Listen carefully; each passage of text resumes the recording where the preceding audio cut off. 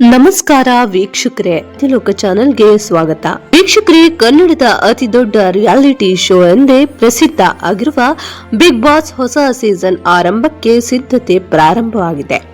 ಈಗಾಗಲೇ 11 ಆವೃತ್ತಿಗಳನ್ನ ಯಶಸ್ವಿಯಾಗಿ ಪೂರ್ಣಗೊಳಿಸಿದ್ದು, ಇದೀಗ 12ನೇ ಸೀಸನ್ ಆರಂಭಿಸೋಕೆ ಕಲರ್ಸ್ ಕನ್ನಡ ವಾಹಿನಿ ಉತ್ಸಾಹದಲ್ಲಿದೆ.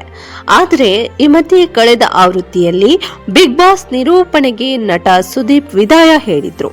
ಇದು ಬಿಗ್ ಬಾಸ್ ಅಭಿಮಾನಿಗಳಲ್ಲಿ ನಿರಾಸೆಯನ್ನ ಕೂಡ ಮೂಡಿಸಿತ್ತು. ಹಾಗಾದ್ರೆ 12ರ ಆವೃತ್ತಿಗೆ ಯಾರು ಸಾರಥ್ಯ ವಹಿಸಲಿದ್ದಾರೆ ಅನ್ನೋ ಚರ್ಚೆ ಕೂಡ ಆರಂಭ ಆಗಿತ್ತು. ಎಲ್ಲಾ ಗೊಂದಲಗಳಿಗೆ ಉತ್ತರ ದೊರೆತಿದ್ದು, ನಟ ಸುದೀಪ್ ಅವರೇ ಬಿಗ್ ಬಾಸ್ ಕನ್ನಡ ಸೀಸನ್ 12ರ ಆವೃತ್ತಿಯನ್ನ ನಿರೂಪಣೆ ಮಾಡಲಿದ್ದಾರೆ. ಸ್ವತಃ ಸುದೀಪ್ ಸಮ್ಮುಖದಲ್ಲಿ ಈ ಘೋಷಣೆ ಮಾಡಲಾಗಿದೆ.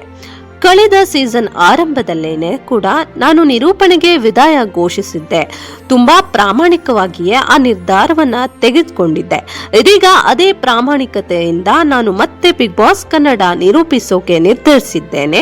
ಇದರಲ್ಲಿ ಯಾವ ಲೆಕ್ಕಾಚಾರವೂ ಇಲ್ಲ. ವಾಹಿನಿಯ ಪ್ರತಿಯೊಬ್ಬರು ಕೂಡ ವಿನಂತಿಸಿದ ರೀತಿ, ಹಾಗೆಯೇ ಪ್ರೇಕ್ಷಕರು, ಅಭಿಮಾನಿಗಳು ಎಲ್ಲರೂ ಕೂಡ ನಾನು ಮರಳಲೇಬೇಕು ಅನ್ನೋ ಆಶಯ ವ್ಯಕ್ತಪಡಿಸಿದ್ರು. ಆ ಮಾತುಗಳು ನನ್ನನ್ನ ಸ್ಪರ್ಶಿಸಿದ್ವು. ಈ ಕಾರಣಕ್ಕಾಗಿ ಮರಳಿದ್ದೇನೆ. ಈ ಬಾರಿ ಇನ್ನು ದೊಡ್ಡ ಮಟ್ಟದಲ್ಲಿ ಶೋ ಮೂಡಿ ಬರಲಿದೆ. ಯಾವ ರೀತಿ ಈಗ IPL ರೇಂಜ್ಗೆ ಜನ ಬಿಗ್ ಬಾಸ್ ವೀಕ್ಷಿಸುವಾಗ ನಮಗೆ ದೊಡ್ಡ ಜವಾಬ್ದಾರಿ ಇದೆ. ಹಾಗೆ ಇದೊಂದು ವೃತ್ತಿ ಕಂಡುಕೊಳ್ಳೋಕೆ ದೊಡ್ಡ ವೇದಿಕೆ ಆಗಿದ್ದು, ಸಾಕಷ್ಟು ಪ್ರತಿಭೆಗಳ ಹುಟ್ಟಿಗೆ ಈ ವೇದಿಕೆ ಕಾರಣ ಆಗಿದೆ ಎಂದು ಸುದೀಪ್ ಖುಷಿ ಹಂಚಿಕೊಂಡ್ರು.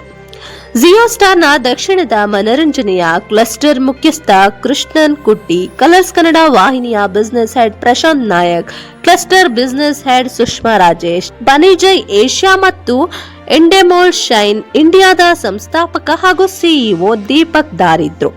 ಇನ್ನೂ ಕೂಡ ಮುಂದಿನ 4 ಆವೃತ್ತಿಗಳನ್ನು ನಿರೂಪಿಸಲಿದ್ದಾರಾ ನಟ ಸುದೀಪ್? ವೀಕ್ಷಕರೇ, ಬಿಗ್ ಬಾಸ್ ಕನ್ನಡ ಶೋಗೆ ವಿದಾಯ ಘೋಷಿಸಿದ್ದರ ಬಗ್ಗೆ ಸ್ಪಷ್ಟನೆ ನೀಡಿದ ಸುದೀಪ್, ನನ್ನ ವಿದಾಯದ ವಿಚಾರ ಯಾರನ್ನೂ ಬೆದರಿಸೋಕೆ ಅಲ್ಲ ಅಥವಾ ಎಚ್ಚರಿಸೋಕೂ ಅಲ್ಲ. ಅದು ನನ್ನ ನಿಲುವಾಗಿತ್ತಷ್ಟೇ. ಈ ಶೋನ ಬೇರೊಬ್ಬರು ನಿರೂಪಣೆ ಮಾಡಿದ್ರು ಕೂಡ ನಾನು ತಪ್ಪದೇನೆ ವೀಕ್ಷಿಸ್ತಿದ್ದೆ. ನನ್ನಿಂದ ಏನಾದ್ರೂ ಸಲಹೆ ಬೇಕಿದ್ರೆ ಖಂಡಿತ ನೀಡ್ತಿದ್ದೆ. ಏನೇ ಆದ್ರೂ ಶೋ ಮುಂದುವರಿತಿತ್ತು. 11 ವರ್ಷಗಳ ಕಾಲ ಈ ವೇದಿಕೆಗೆ ಅಡಿಪಾಯ ಹಾಕಿದ್ದು, ಅದು ಮುಂದುವರಿಯಲಿ ಅಂತ ನನ್ನಿಂದಲೇ ಶೋ ಅಂತಲ್ಲ. ಆ ಅಭದ್ರತೆಯಲ್ಲಿ ಯಾರೂ ಇರಲ್ಲ ಅಂತ ಅಭಿಪ್ರಾಯ ಹಂಚಿಕೊಂಡ್ರು.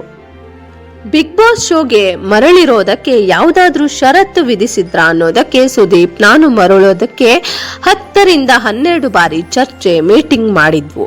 ಶೋಗೆ ಮರಳೋಕೆ ಯಾವುದೇ ಷರತ್ತು ಹಾಕಿಲ್ಲ. ಆದ್ರೆ ಕನ್ನಡ ಪ್ರೀತಿ ಕಾಣಿಸುತ್ತಿರಲಿಲ್ಲ.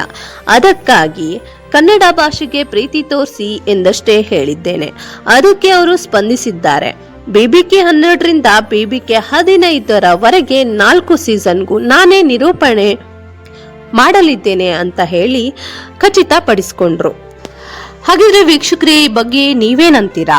ಈ ಬಾರಿ ಕೂಡ ಕಿಚ್ಚ ಸುದೀಪ್ ಅವರೇ ನಿರೂಪಣೆ ಮಾಡ್ತಿರೋದು ನಿಮಗೂ ಕೂಡ ಖುಷಿ ತಂದಿದ್ಯಾ ಅನ್ನೋದ್ರ ಬಗ್ಗೆ ಕಮೆಂಟ್ ಮಾಡಿ ತಿಳಿಸಿ.